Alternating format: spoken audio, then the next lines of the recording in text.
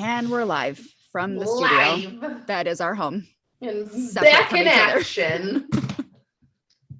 I feel like it's been forever, but I don't really think it has.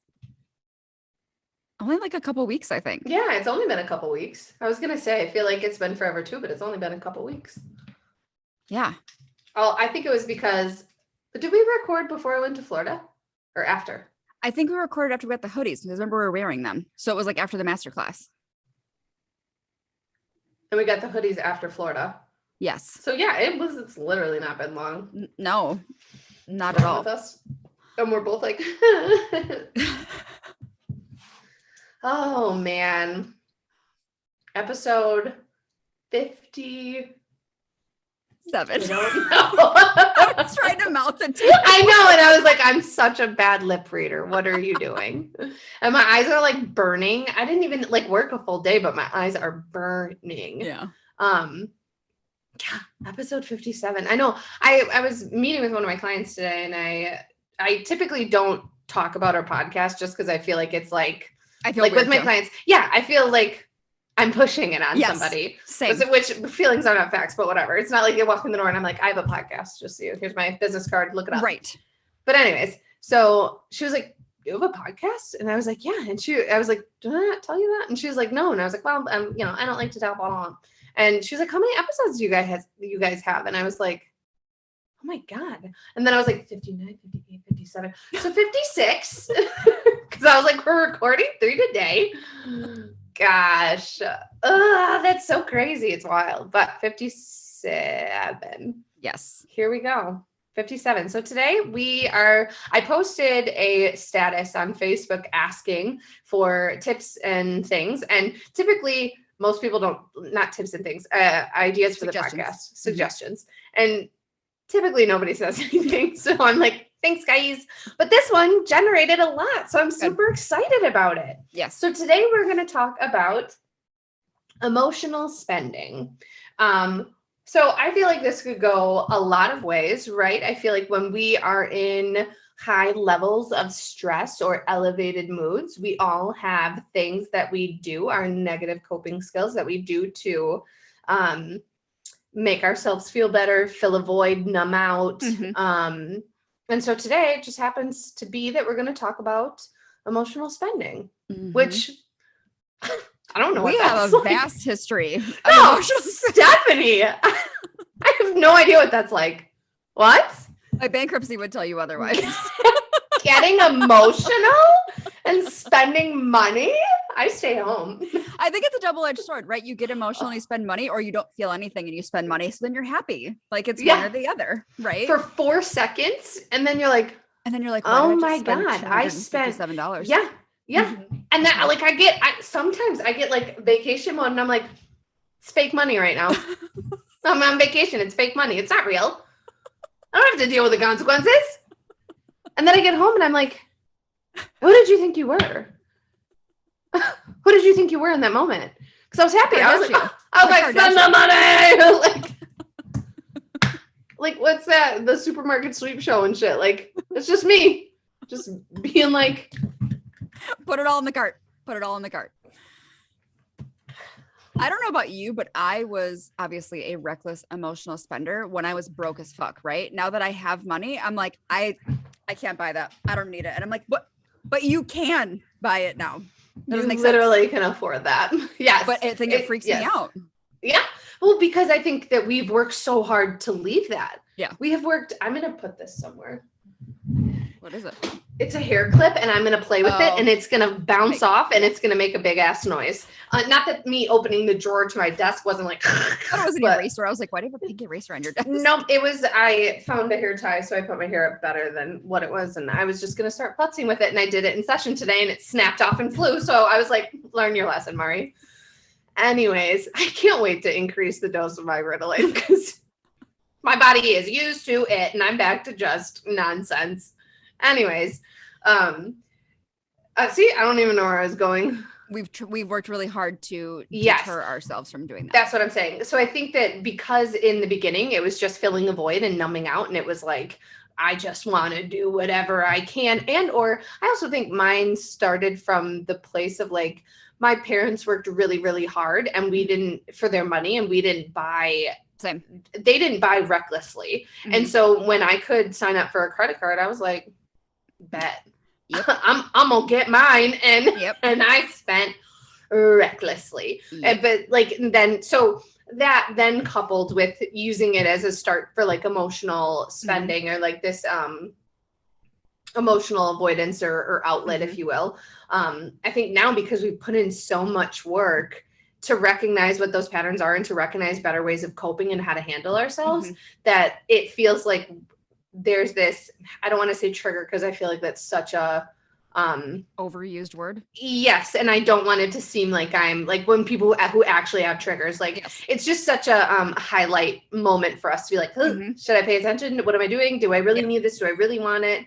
To make sure that we're being accountable. But man, yeah, 18 to 24, I was out of this world. And not that I wasn't out of this world until like 28 when I really hit my 29 when I started like really hardcore budgeting. But I think I was less so because I had Sophia, and then I was like, okay, well, her needs to have to come before mine, and so like I need to make sure I have those things. But like, girl, college was a wild time. I was ruthless.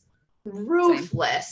Once I got the Victoria's Secret card, it was over. Girl, who are you buying that for? Who the fuck? Girl, absolutely. Who are you buying that for? What are you doing? It's embarrassing. What are you doing? Like, Mari, baby Mari, sit down. Dude. It was wild. Wild. What are some things that you've heard from your clients as to like emotional spending, why they do it? Honestly, I don't know that many of my clients struggle with it, or if they do, we don't talk about it, to be honest. I feel like it's just like my own history of doing it, or like my friends. And I know, obviously back in the day, like even when we were in college, because you're not that far behind me, you couldn't shop from your phone. You had to go to the mall, right? Yep. Now, all you have to do is pick up your phone and you can get whatever the fuck you want.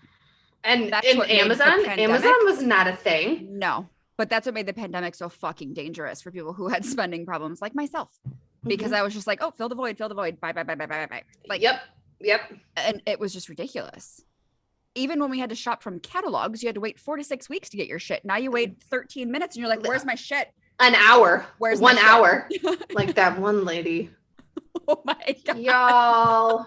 Y'all, this is the only time you're going to hear me expressing negativity about another person. But I'm telling you, I sold some Starbucks cups on Facebook Marketplace, and the person asked me to ship them. And I was like, okay, no problem. Sent them the shipping tracking information. When I tell you this woman messaged me at least 7 times by the time I came over. At every hour. It's not tracking yet. It's not tracking yet.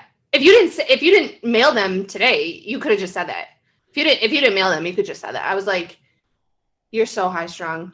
And it's starting to wear off on me. I'm starting to get real irritable right now. Never again will I ship anything off Facebook Marketplace. I don't blame you. Oh. Anyways, that was a whole sidebar. Do you have clients that struggle with emotional spending? I have some, for sure, that struggle with emotional spending. And I think the situations that they've talked about, how like what it leads back to is like not wanting to be home alone, or wanting like something that like happiness, and like sometimes it is in result of like not wanting to be alone, or like having had things taken away from them. Like then it's like, well, these are my things and I bought them and you can't take them away from me. Some of it comes from like being raised with like nothing, and then using that as like, well, this is like, now I have everything. But then leading them to understand that you can literally have everything that you want in the world and people are still fucking miserable. So the money and the things and all that is not going to fill the void. It's not. So yeah, I think if we're looking at negative coping skill as a whole, which again, this could be overspending, overeating, sexual activities, gambling, sleeping, like it could be any of these negative drugs, anything, alcohol. there is a plethora of reasons as to why these habits or coping skills get started. So I think that it would be a poor use of our time to kind of digest like how it gets started, because again, the variables are limitless, right? But let's talk about, okay, so it's here, you have it, you do it. We're doing these excessive spendings, attempting to fill some sort of void, right? So how do we stop? How do we break that cycle? How do we get out of it? And the funny thing is it's not funny, but the thing is, as I was looking at this list that was accumulating on the Facebook, the news feed, and then as I was thinking about like just finishing the book, The Body Keeps Score, and like having read multiple other mental health books and like our just schooling in general and all of that, it just is shocking to me how much everything keeps coming back to having to be mindful and being in your body. It's wild, dude. It's literally everything. Everything is thought work and being in your body and paying attention to what is coming up for you to be able to stop it. It's just like thing after thing after thing. And I'm like, but we're never taught that. No, we're never taught to be in the moment. No, it is the next thing, and you got to have the next thing. And here's another thing for this. Like I'm telling you, I was listening to finishing the book today on Audible, and I paused because Jeffrey and I were talking about something. He was like, "Oh, we sold this Big Lots credit card that we used to get this discount. Like I've never activated it, I've never used it, just paid the thing off, and like." Is this still real? And I was like, yeah, it's a real credit card. Like just because you didn't call and activate it doesn't mean anything. Yeah. I was like, just leave it or cut it up. It doesn't really matter. And then I literally went onto Facebook and Big Lots ads all over my Facebook, like in between my things. So it's like, you can't even like, you can't have a conversation. You can't even think things without your phone trying to get you to buy it. Your phone is going to know, and it's going to pop up, and it's just wild. The way that our society is just on, and it's attempting to just keep the masses satisfied, right? Because I mean, I feel like we could go in like the man wants you to be preoccupied, so you're not paying attention to the things that are going on in the world, which I think has done a great job of, right? Like I have so many clients who I'm like, we've had discussions about the world or just things in general, and just their naivety about life is astonishing to me. And thinking back to, 2014, 2015, Steph and Mari, first of all, we were such different people. Like we're still the same people at our core, right? Yes, but like we were such different people. And the thing is like we would literally go on our lunch break and go shopping and encourage each other to buy things that we didn't need, but we wanted them. Remember when one day we decided that I was going to redo Sophia's room? Yes. And I was going to paint the walls blue and pink. What? Yeah. We were so miserable. We were just like trying to find anything beacon of hope or happiness. And so we would go to Target, we would go to Kohl's, we would go everywhere. Tanning, ice cream. Yes. We'd get pedicure sometimes and come back to work late. And then we're like, sorry, it was like the traffic was bad. We had nails done, hair done, everything did. Like, did we have money for that? No. Nope. Nope. No. So, how do we stop? How do we break these habits? What I would love for somebody to hear in the very beginning of all of this is that this behavior and this pattern, this neural pathway was not built overnight. No. You are not going to overnight is not going to happen. You are not going to end this behavior that has been ingrained, that has been providing instant gratification, instant feedback to you. You're not going to stop that overnight. Yep. Like I was just like, again, not to go back to this book, but The Body Keeps Score at the very end, he was talking about neurofeedback, and that's where they put like little stickies and they reward certain brain waves depending on where their frequency is. Even those sessions, teaching your brain with neurofeedback, like little pulses or whatever, even those sessions take 20 to 40 times over. And that's with something else doing it. That's not even with like thought work, which is going to take longer. So you have to understand, you're not going to get there overnight. The important thing for you to remember with anything in life is that consistency is key. It's not the effort in which you show up. It is the consistency. And it's not go ahead. you start this, right? And you start to make these changes, and then you treat yourself to something and you're like, I'm the fucking worst. I just fucking lost it all. I'm backsliding. Like, hold on. You're still allowed to buy yourself things. Just be mindful when you're doing it. What's the reason? Do you need a new dress because you're going to a wedding? Or do you just want a new dress because you thought it was pretty? Just be mindful of why you're doing the things that you're doing. Absolutely. Absolutely. An attempt to not reward yourself with the issue at hand. Sure. Right? Like if I'm trying to stop binging or overeating, I'm not going to reward myself with food. Sure. So like, what other ways can you reward yourself? Can you reward yourself with like, reading a book? And like, again, you can find cheap ways to do things, or like renting a book from the library, renting a DVD from the library, going on a walk by the beach, like being able to, sit down and binge watch a TV show, or like what other ways can you reward yourself besides spending? Sure. But it doesn't mean that you can't spend, right? Like once you start saving, like that's also like learning to be like, that's what your savings is for. That's why you saved money, to be able to get these things or pay for these things or take the trip or whatever that it may be. And instead of getting excited about like binge spending or overspending, you'll get excited about saving and seeing that amount of money continue to go up and go up, because that's something you're proud of. Yes. I was helping one of my teenage clients. One of her goals is to be able to move out when she's 18 and saving money. And so we were talking about like a savings account and why it's important and blah, blah, blah. And in the beginning, I think she was doing it to humor me. Like she was getting a job because she wanted to do it. But I think the savings account was to humor me until like she reached 300 and then 500 and then 800 and then 1,000 and then 1,500 and then 2,000. And I was like, girl, you've reached a higher savings account than I reached before I was even 30. Like, you have to understand like how amazing this is and how important this is. And like being able to afford her first car, like, girl, you put in that work. For sure. Nobody can take that from you. And so like there are benefits or other rewards in which you can skew. But I think the important part is first, understanding stopping the scale or stopping the behavior isn't going to happen overnight. You're going to have to put the work in. And for my thought process as a therapist, I like to get to the root of why we're doing it, right? It doesn't necessarily have to be like the origin story, but like, let's start to be mindful and see what is showing up for you. Is this jealousy? Is it sadness? Is it like filling the void, not wanting to be alone? Like what is kind of the reason, or pay attention to like when this starts to show up that you're doing this? What moods would trigger your emotional spending? I know mine.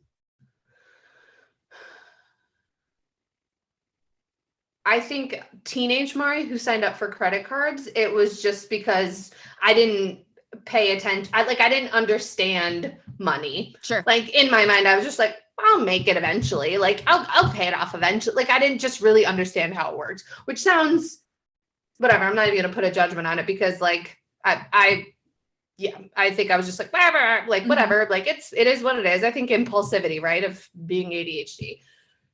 Towards the older Mari, before I really started budgeting, it would be like when I was sad, like when Soph would be with her dad and I wouldn't want to sit at home literally all day on a Sunday. So I'd like go to Target, I would get a Starbucks, I would go get my nails done. Well, not my nails, but because I go to somebody for that and those are very routine and scheduled, but like go get a pedicure, I would just go do things because I was like, I don't want to fucking be at home. Like I can't.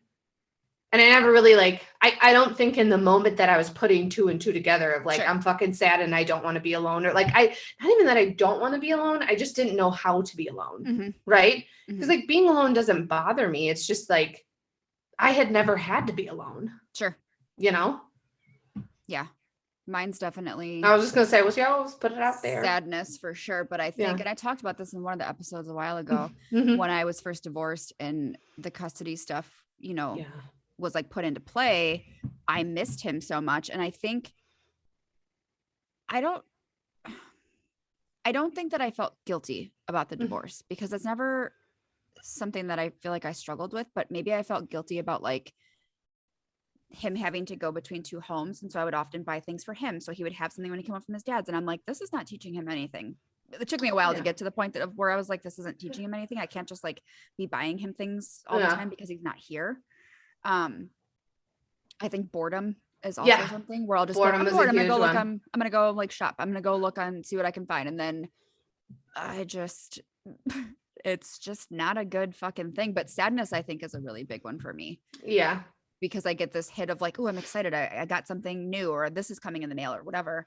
It gives that dopamine release, that like hit of serotonin of like instant gratification of like, oh my gosh, I got this. Yep. And then the sad thing is when it comes, and if it's like clothing or something like that, you try it on, it's that instant like, oh, I do like this. This was a good buy. It reinforces that purchase. And then it's like, well, I like that one, so why couldn't I get this one? Yep.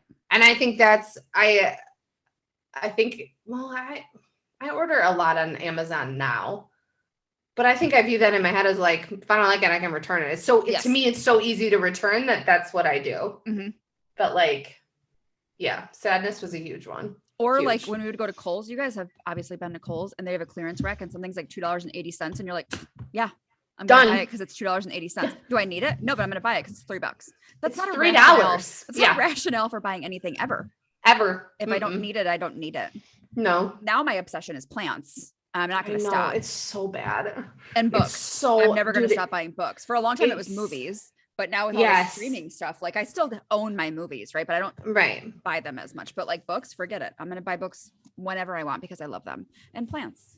I'm just going to have a jungle in my house. Plants is so hard for me. It is hard. They're just so pretty. Hard.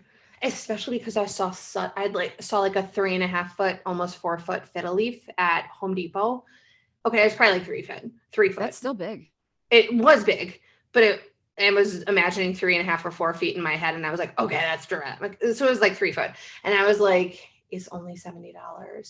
I want it so bad.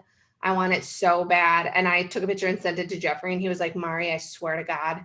And I was like, and you're like, okay, I'm not getting it then. And I was like, I don't think Jeff will let us back in the house, so never mind.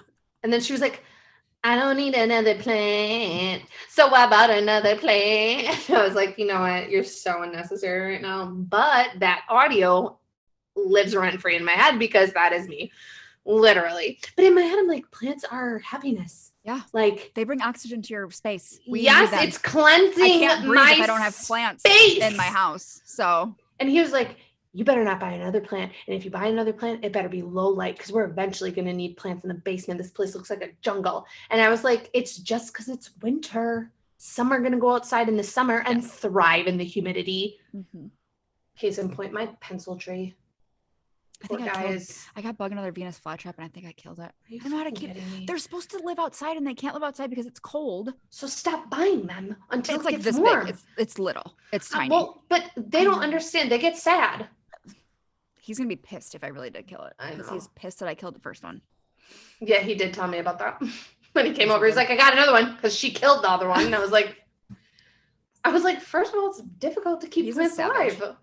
Yeah, and especially Venus flytraps that eat bugs. I don't have bugs like running around my house. And I'm not going to buy any. I am sure I'm not buying a cricket. No, I bought it because it was like $4 and I was like, if I kill it, it's $4. It's whatever. Ridiculous. There was one for like 30. I was like, absolutely not. It was huge. It was like feed it a mouse? Probably. Like, no. Yeah, probably. No. Carnivorous plant. No, thank you. Anyways. So let's talk about how to deter emotional spending. And let me preface this by saying there's 8 steps that we're going to give you guys. Write them down, put them in your whatever, take notes.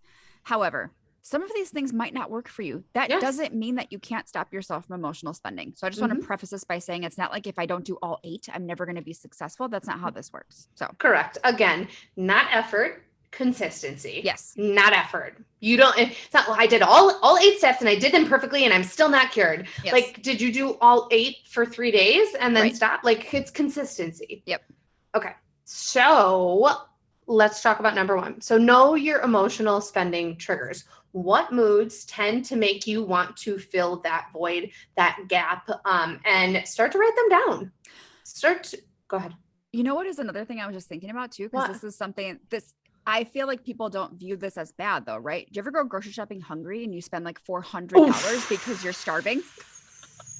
I feel like that's an emotional spending moment because you're hungry and everything looks good. So you're like, I need give me 2 carts up in this bitch. I'm hungry.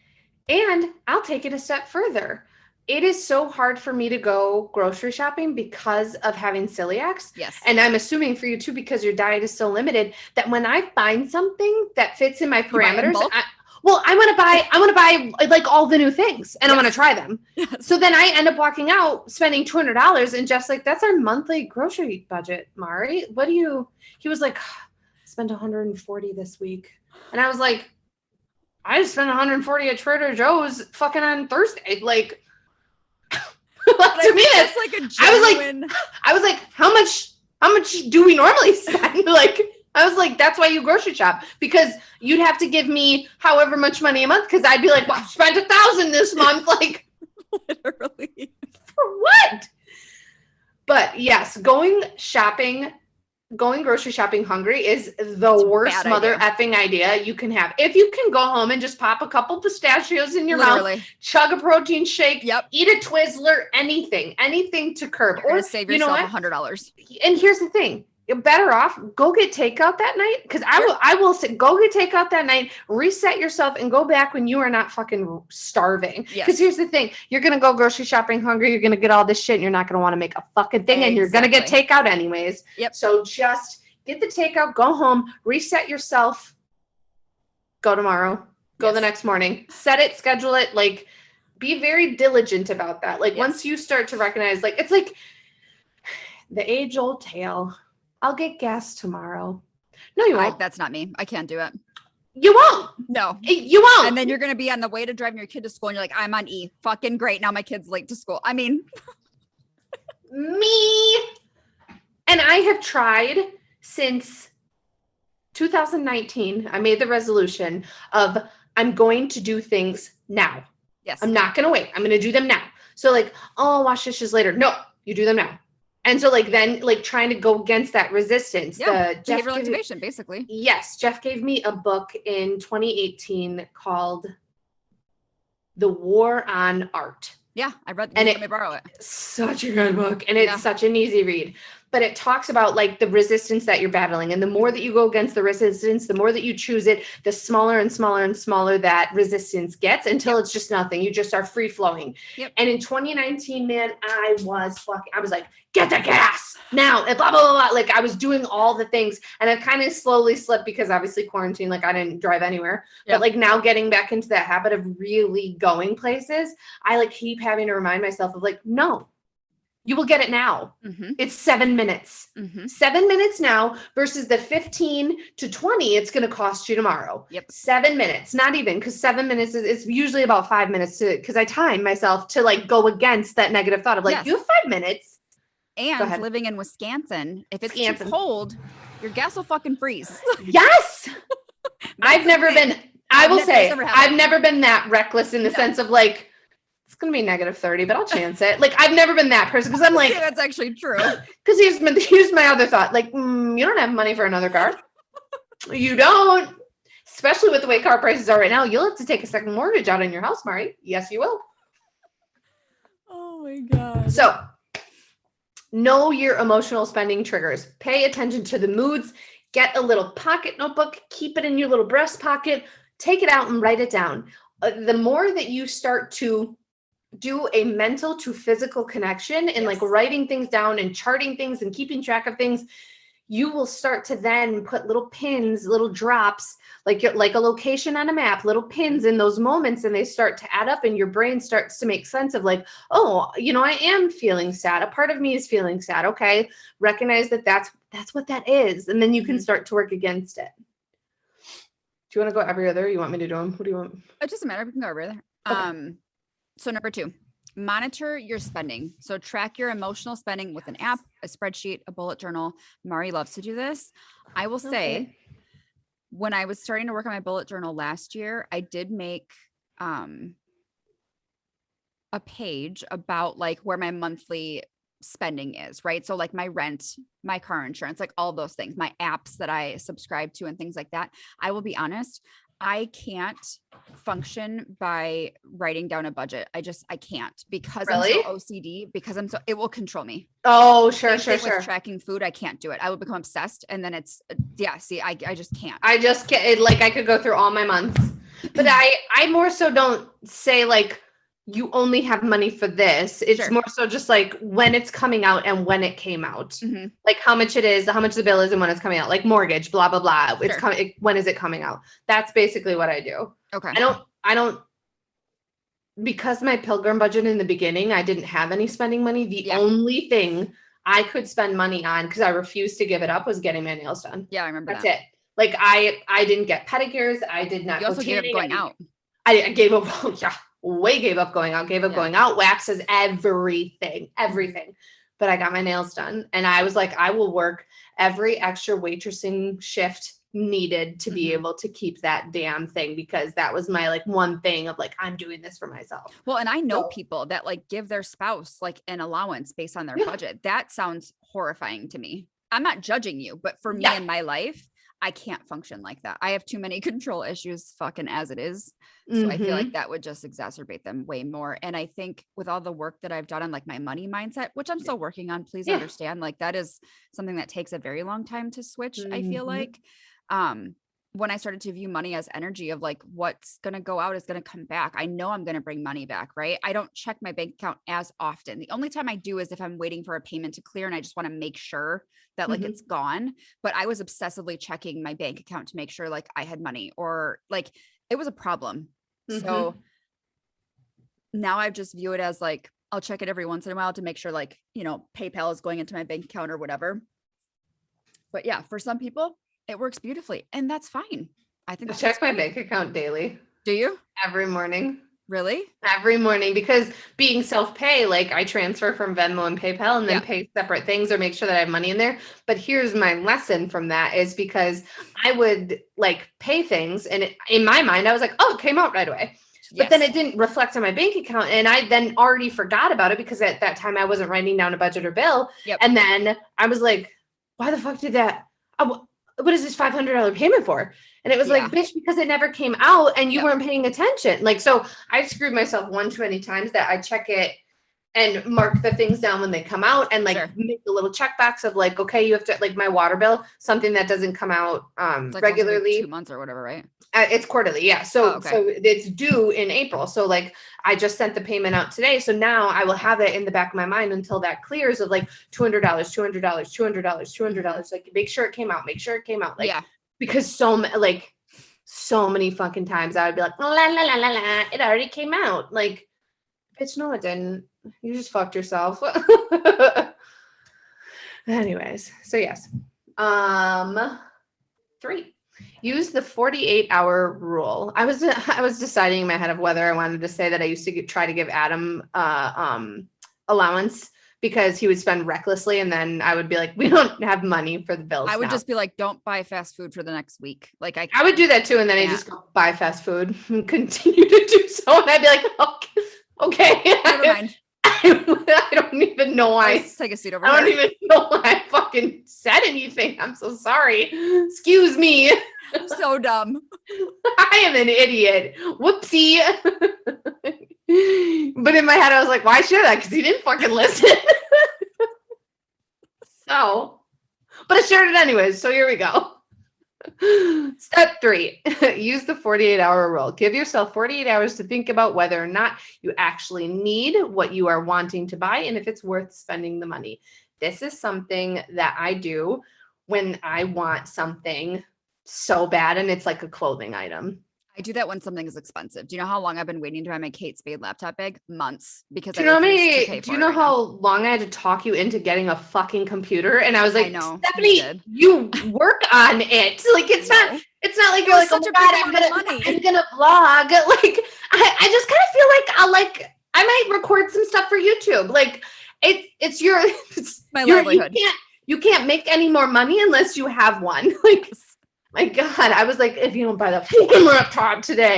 That is a need though, right? Like the Kate Spade Right. laptop bag is like, for Right. me, it's a reward for doing well. Right. Yes. And yes. so I don't need it right now. I don't need to spend that Right. money right now.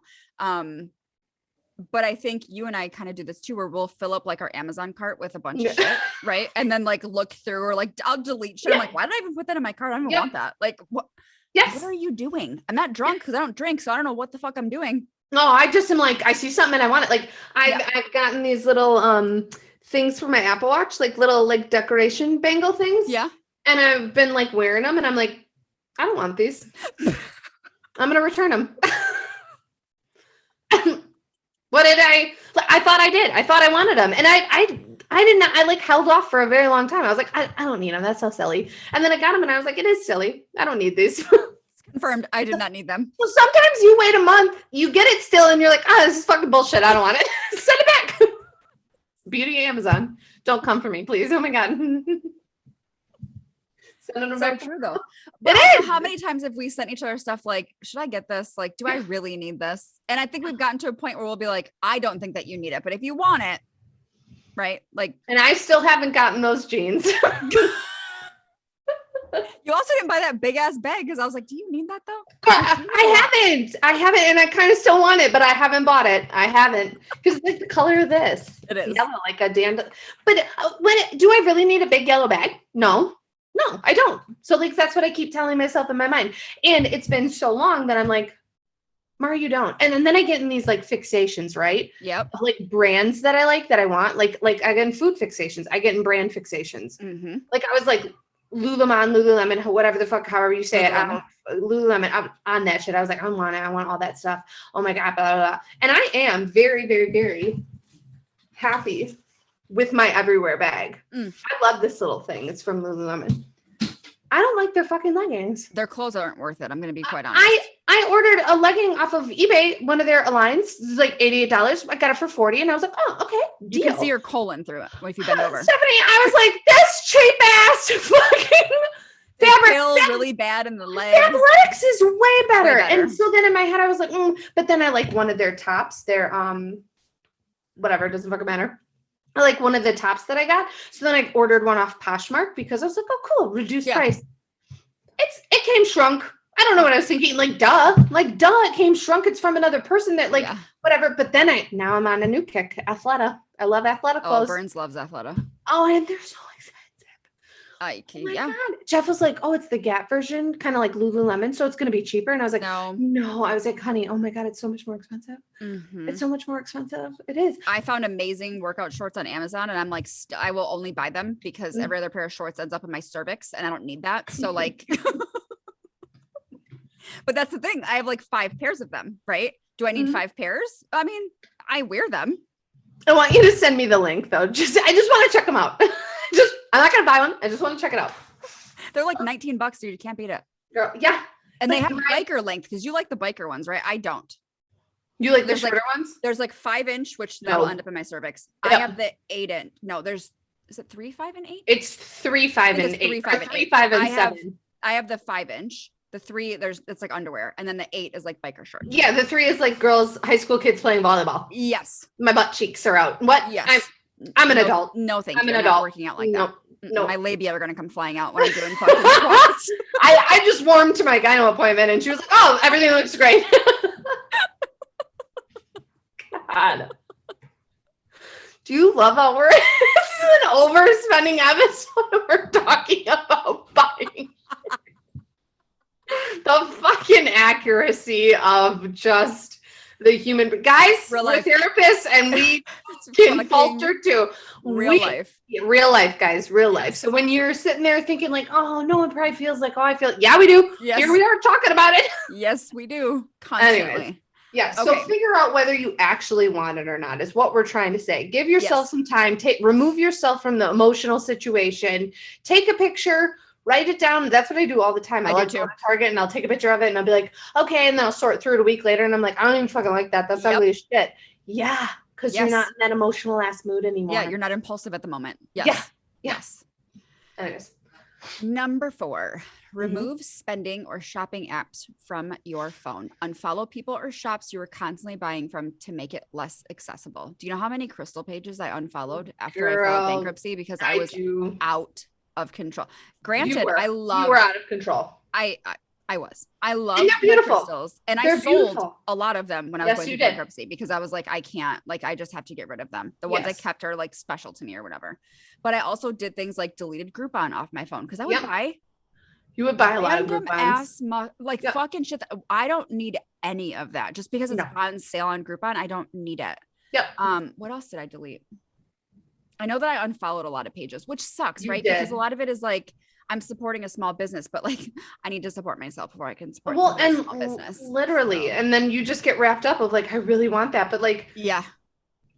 when you were, before you filed bankruptcy, you got one from her. It's the only thing that's coming to mind is mandala, but it's not. It's the beads, the necklace. It's not like Jesus Christ. like a manala. What is it? I don't know. A mala. A mala. Okay. Yes, it's a meditation necklace. Oh my God. For the longest time, I was like, I need one of those. I fucking want one. Now I can. Now I think about it and I'm like, thank God I didn't buy that shit, because I mean, they're beautiful. Yes, but they're also not cheap. What the fuck am I going to do with it? $100 for a bead necklace? What are you going to do with that? Mm-hmm. Anyway, so yes, unfollow, remove, delete, take a different route to work, get away from wherever you are. Mm-hmm. Number 5, create and stick to a budget where you are focused on saving money. I'm going to take it further than that. Yeah, I'm going to take it further than that. I just want to look at the other ones just to make sure. Remove saving money. Remove that in the very beginning. If you have not followed a budget before, remove the saving part. Just start writing down your bills. Mm-hmm. Everybody off the top of their head should know a ballpark of what you bring in monthly and what you export monthly. Bills wise, you should know that off the top of your head. I'm not saying it has to be like $5,393.87, but I think that there should be okay, so my bills going out are about $3,000, incoming is blah blah blah, whatever it may be for you. Mm-hmm. That should be something that is known off the top of your head. Once you start getting into the routine or habit of writing things down, knowing when they come out, understanding if they ebb and flow, looking at your budget to start to see where you can consolidate. Mm-hmm. That was a huge thing for me. When I was going through my budgeting restructured, I didn't need Netflix and Hulu and another streaming app. I didn't need, this cable and this and this and this and that. I didn't need those things. Who can I ask for their login to save myself a little bit of money? Did I need to spend money on Spotify or Audible? I had to remove a lot of things because you have to cut the dead weight, the things that don't matter that you can get rid of, in order for you to start building those savings accounts to start to feel comfortable. Yep. Then add in the saving towards the end. Mm-hmm. That makes perfect sense. Mm-hmm. Number 6, ask for help from a friend who knows how to budget or who can hold you accountable to not spend. Like we were talking about earlier, right? Sending each other do I really need this? Is this really worth it? Should I wait? That's okay.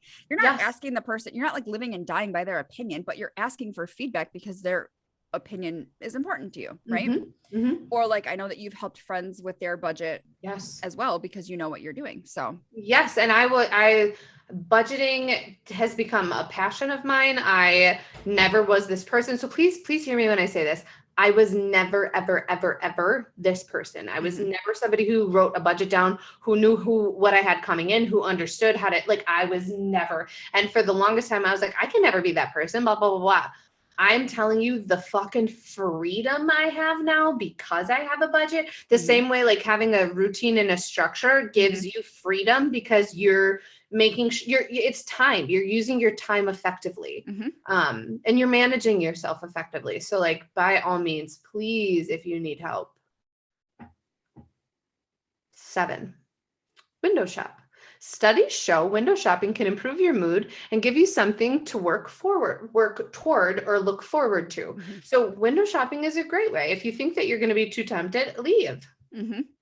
Just don't do it. Don't. Do not even do it. My favorite hobby is to fill up a cart of things that I want and then leave it. Not in a store.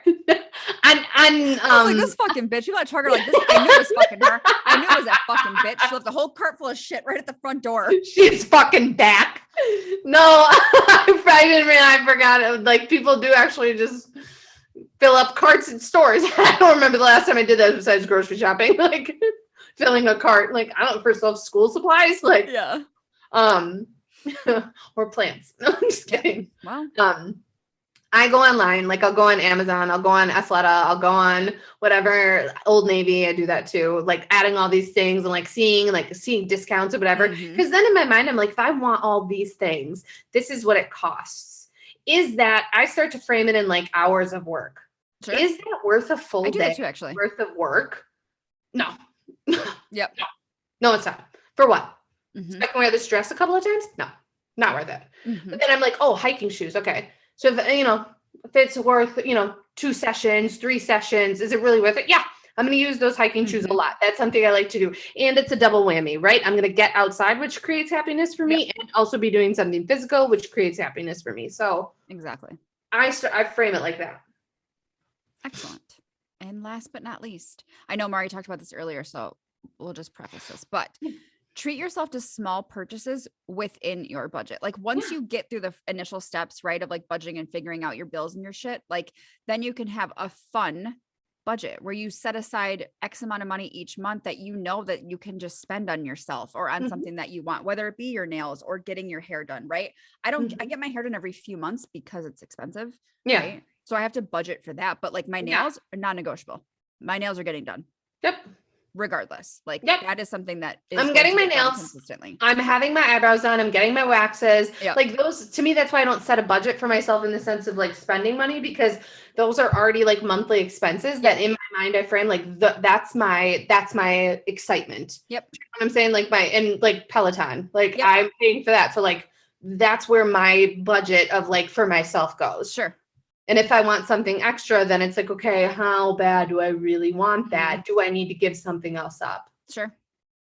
So hopefully this has helped create some steps of like actionable changes you can make. If this is something, please understand, like we're talking about maybe surface to mid-level spending habits, right? If you are in the thick of it, if you are in deep, please, please, please seek professional help. It is not something that you need to struggle with by yourself. If we are reaching the level of becoming a hoarder, of bankruptcy, of things like that, like please reach out to professional help. I wholeheartedly believe, Steph, like because we are therapists and we have worked together so strongly on things like I'm not saying that like I coached you through that, but I definitely was like a sounding board, a person to validate you, a person to be there for you in those moments of where it was like, oh my God. And like mine luckily didn't get to that, but had I not sat down with my friend Steph and created a budget, I was there, dude. I was there, like fucking close. So like bankruptcy was a very humbling, but necessary experience. And I think initially, because I remember telling my mom that I was going to file and I was crying. Like I wasn't hysterical on the phone, but I was like, I think I was embarrassed because I was like, you're fucking 36. I was 36 when I started the process. It finalized the day before I turned 37. And I was like, I'm fucking 36. I don't have my shit together. Like, this is embarrassing. My mom's like, hey, like, it's going to be okay. Thankfully, my parents could help me with like the attorney and all that stuff. But I talked to Mari about it constantly because I was like, I was shaming myself. Right. And for what? I was taking a step for me and my kids' future and getting on the right path. Like that was the best thing that I could have ever done. Whether or not it impedes my ability to take out a loan in the future, I don't care. Because now I have the ability to save money. If I want to buy a car in the future, I can put a down payment on a car. If I want to buy a house someday and get out of apartment living, I will be able to do that eventually. Right. Like I don't have to be scared of money anymore. Right. So again, please, please, please seek out professional help if we are getting to that level, because there is, again, figuring out like what the spending trigger is or what like that starting point is, that's imperative to start to then recognize why we want to change a behavior. So I am at BEA_XO11. Steph is at SpookyFitMom13. We are at Rewriting Her Story Podcast on Instagram. We are Rewriting Her Story Podcast at gmail.com. If you have any questions, concerns, comments, please like, follow, subscribe to us on YouTube at Rewriting Her Story Podcast. You get to see these videos where we fuck up or like the behaviors behind why we're laughing so hard. Yes. Or the faces, I should say. So if you guys need anything, reach out to us. We would love to hear from you. We want to say thank you so much for supporting us, listening to us. We appreciate it more than you will ever know. And yeah, we'll see you guys next time. Bye. Bye.